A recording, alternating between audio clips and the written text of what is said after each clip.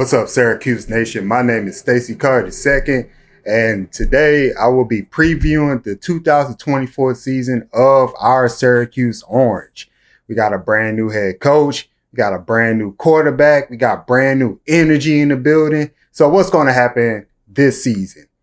All eyes are going to be, of course, on senior transfer quarterback Kyle McCord, who comes from Ohio State University. He brings that Big Ten vigor, that Big Ten experience to the ACC, to Syracuse, and look to establish himself as one of the best quarterbacks in the country. Last year at Ohio State, he finished with 24 touchdowns to 6 interceptions, which is pretty good in the Big Ten. He's going to be looking to establish some sort of relationship, some sort of camaraderie with the wide receivers on his team. One thing that Syracuse has to do offensively, they have to have a balanced attack, upgrade their passing game. In my opinion, Kyle McCord is a better passer than Gary Strader, who was the quarterback from last year. And he has to right away kind of figure out who's going to be their number one, number two wide receiver. Umari Hatcher, statistically, is the lead wide receiver coming back from last year. So can he upgrade himself to having those number one type of numbers, 60 receptions, somewhere in that area? Also, Syracuse returned LaQuint Allen, who is a 1,000-yard rusher.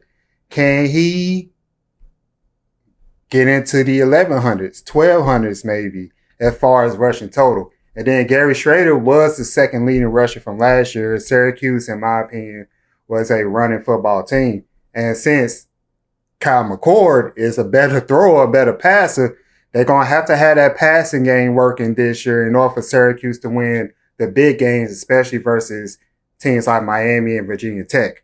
Gary Strader last year, around 1,600, 1,700 passing yards.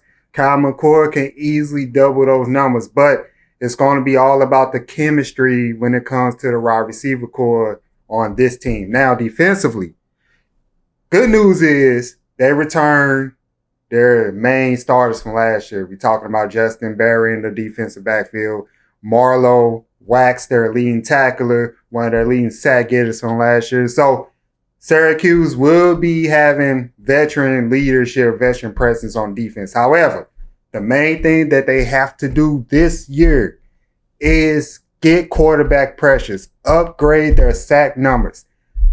The lead sack getter last year had 5 sacks.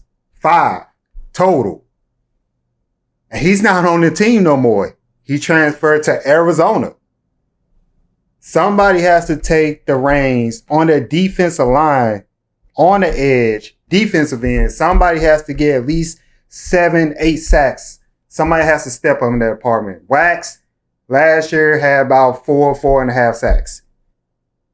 He's also the leading tackler. Everything can't come from him. If we can establish somebody on that front line, put pressure on the quarterback, Syracuse should be in for one hell of a season. Now, as far as my win prediction this year, last year Syracuse went off to a 4-0 start, then proceeded to lose 6 out of 8.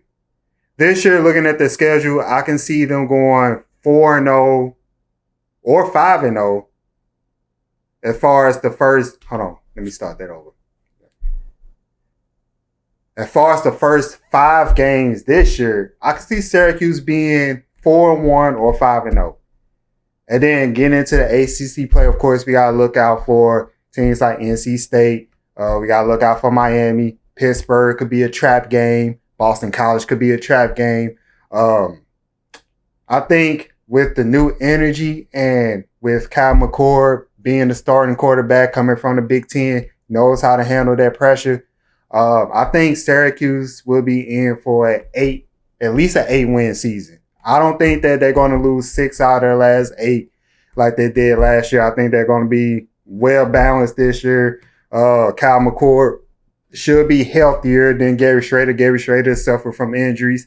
And then with all the new energy going on with Fran Brown coming in as the head coach, that should propel them to 8 wins, which makes them automatically bowl eligible. And they get to play in a higher stakes bowl game. So My prediction, I think Syracuse can win at least 8 in the season. I doubt that they win the ACC, but I think they're going to be highly competitive this year in the ACC.